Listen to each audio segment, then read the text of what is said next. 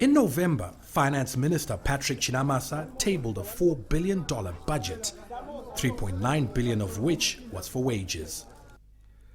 At $810 million, education received the fattest envelope, followed by the Departments of Home Affairs and Defense.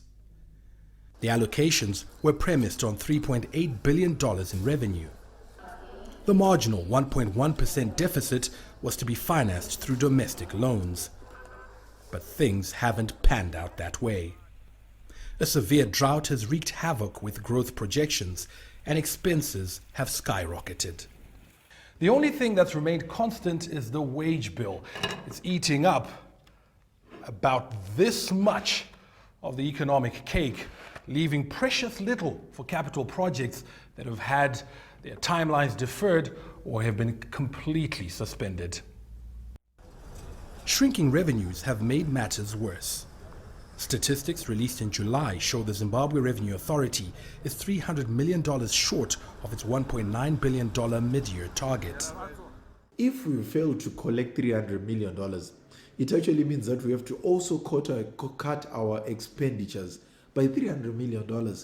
But at the present moment, what has been happening is that there hasn't been much in terms of costs that have been cut. I know that the government has come up with pronouncements where they've said that they've actually frozen promotions. There's not going to be any new employees that are going to be taken in into government. But we feel that more can be done. Retrenchments are being mooted, but this alone may not achieve the desired impact.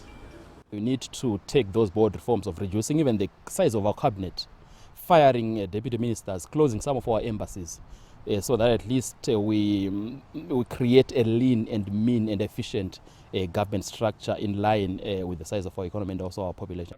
Chitambara says this would bring Zimbabwe on par with its regional peers. We should actually ensure that at least 40% of expenditures go towards capital projects or capital investments. Then less than 60% should go towards not just salaries but all recurrent expenditures in general. In terms of probably salaries, I would say the average not more than 40%. Some argue a broader approach is needed, one that goes beyond cutbacks, such as revitalizing the agricultural sector. As you know, the industry in Zimbabwe was centered around the output that's coming out of agriculture. So you will actually have a multiplier effect.